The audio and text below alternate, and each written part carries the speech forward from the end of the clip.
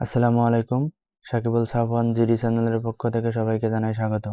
Adobe Photoshop CSE ফুল কোর্সের part 3 তে আজ আমরা শিখব ফটোশপে সিলেকশন টুল দিয়ে কিভাবে কাজ করতে হয়। ভিডিওটি শুরু করার পূর্বে আরেকটি কথা, গ্রাফিক্সের যাবতীয় টিউটোরিয়াল পেতে আমার চ্যানেলটি সাবস্ক্রাইব করে পাশের বেল ঘন্টাটি বাজিয়ে দিন এবং ভিডিওটি ভালো লাগলে লাইক, কমেন্ট ও বন্ধুদের মাঝে শেয়ার করুন।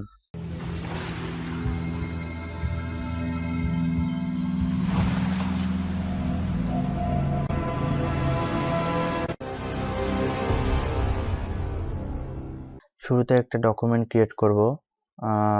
ডকুমেন্ট ক্রিয়েট করতে যদি না পারেন তাহলে আমার আগের ভিডিওগুলো ফলো করুন। আর এই যে দেখুন টুলসের কাজ দেখাবো, আজ সিলেকশন টুল।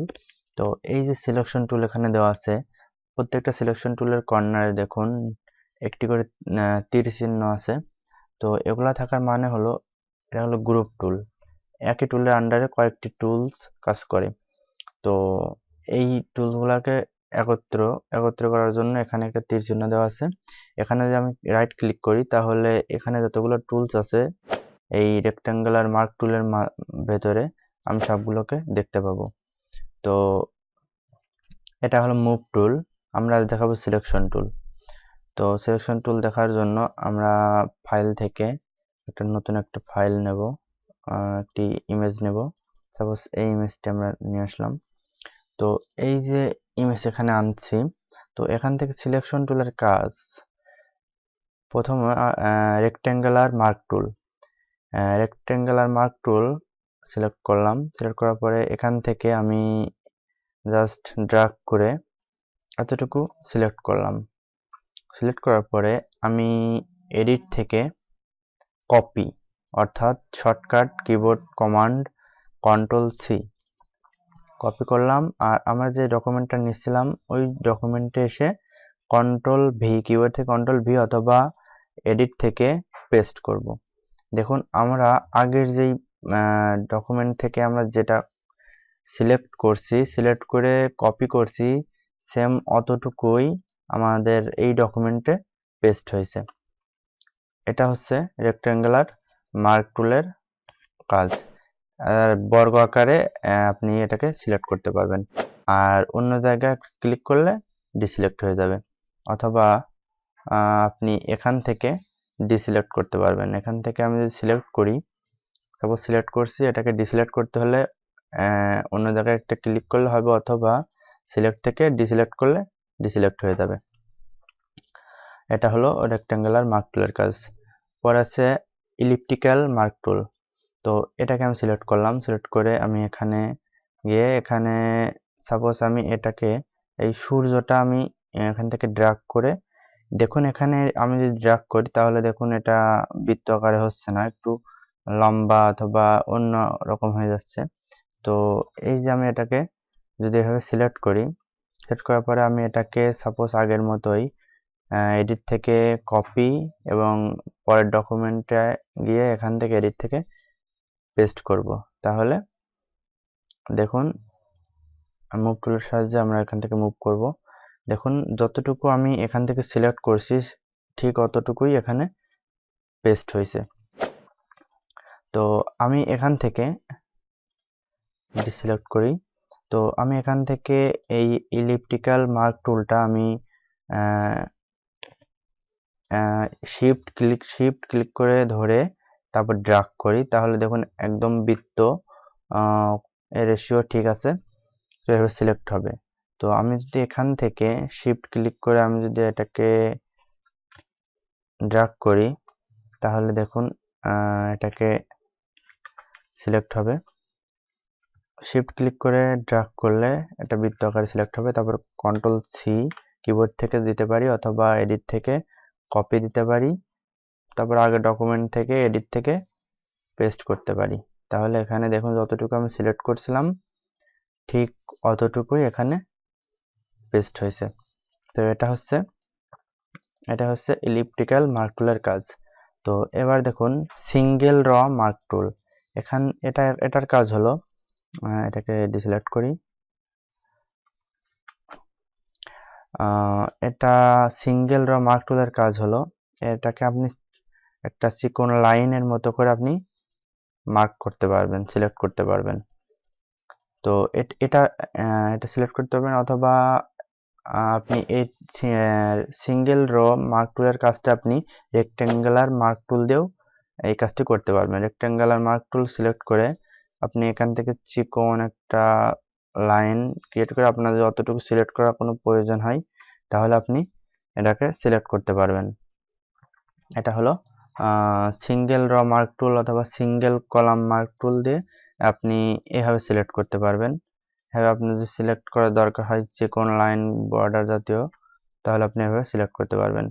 এটাই হচ্ছে রেক্ট্যাঙ্গুলার মার্ক টুলের কাজ।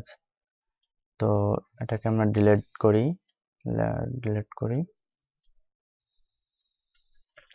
এবার আমরা দেখাবো ল্যাসো টুলের কাজ। ল্যাসো টুল দিয়ে আমরা কিভাবে সিলেক্ট করতে পারি। তো এখান থেকে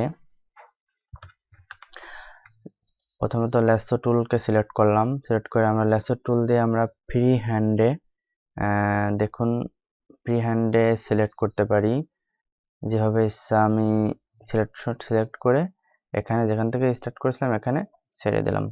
তারপরে দেখুন এটা ইচ্ছা মতো আপনি সিলেক্ট করতে পারবেন। সিলেক্ট করে আপনার যদি কোনো ইমেজে বা যে কোনো জায়গায় আপনি সিলেক্ট করতে পারবেন। এভাবে সিলেক্ট করে আপনি আগের মতো এডিট থেকে কপি এবং আগে যে ডকুমেন্টটা নতুন ডকুমেন্ট নিয়েছেন এই ডকুমেন্টে এডিট থেকে পেস্ট, অথবা কিবোর্ড থেকে কন্ট্রোল ভি দিয়ে পেস্ট করলে এখানে আপনি পেয়ে যাবেন। তো এখানে দেখুন আমি যতটুকু লেসো টুল দিয়ে সিলেক্ট করছি ঠিক অতটুকুই এখানে পেস্ট হয়েছে। তো এই লেসো টুল দিয়ে আপনি ফ্রি হ্যান্ডে যে কোনো ইমেজ থেকে যে কোনোভাবে আপনি সিলেক্ট করে আপনি আপনার কাজে ব্যবহার করতে পারবেন। তো এটাকে ডিসিলেক্ট করার জন্য সিলেক্ট থেকে ডিসিলেক্ট অথবা কিবোর্ড থেকে কন্ট্রোল ডি প্রেস করলেই ডিসিলেক্ট হয়ে যাবে। তো এবার পলিগন আর লেসো টুলের কাজ। এই টুল দিয়ে কিভাবে কাজ করবেন।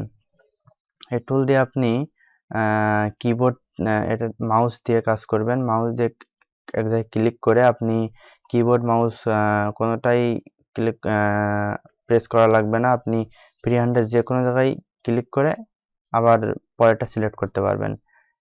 এটার মাধ্যমে আপনি ফ্রি হ্যান্ডে ক্লিক করে সিলেক্ট করবেন। এটার কাজ ক্লিক করে সিলেক্ট করা, ঠিক আছে। তো এখানে দেখুন ক্লিক করে যখন সিলেক্ট করা শেষ হয়ে যাবে আপনার, তখন আপনি এটাকে শেষ করবেন কিভাবে। দেখুন শেষ হচ্ছে না, তাহলে আপনি যেখান থেকে স্টার্ট করেছিলেন সেখানে কার্সরটা রাখবেন, দেখবেন একটা বৃত্ত আকারে পাশে দেখাবে। তো আপনি তখন একটা ক্লিক করবেন, তারপর দেখবেন সিলেক্ট হয়ে গেছে। তো আপনি সেম আগের মতোই এডিট থেকে কপি এবং নিউ ডকুমেন্টে যাওয়ার পরে এডিট থেকে পেস্ট করবেন। তাহলে দেখুন আপনি এভাবে আপনি যেভাবে যতটুকু সিলেক্ট করেছিলেন ঠিক অতটুকুই এখানে পেস্ট হয়ে গেছে। আর এটা হচ্ছে পলিগনাল লেসো টুলের কাজ। এবার দেখুন ম্যাগনেটিক লেসো টুলের কাজ। এটা দেখতে হলে নতুন একটা ইমেজ আনতে হবে। আমরা ফাইল থেকে ওপেন করব। ওপেনে গিয়ে এই ইমেজটা আনবো। আমরা এই ইমেজটা আনার পরে আমরা একটু জুম করব।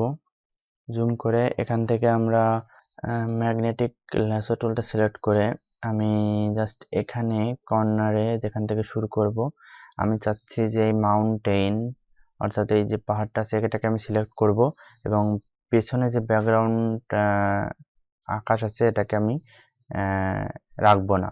তো আমি এখান থেকে জাস্ট এটাকে ক্লিক করে দেখুন আমি এটাকে ড্র্যাগ করতেছি যেতটুকু নেব আমি অটোমেটিক দেখুন পয়েন্ট নিয়ে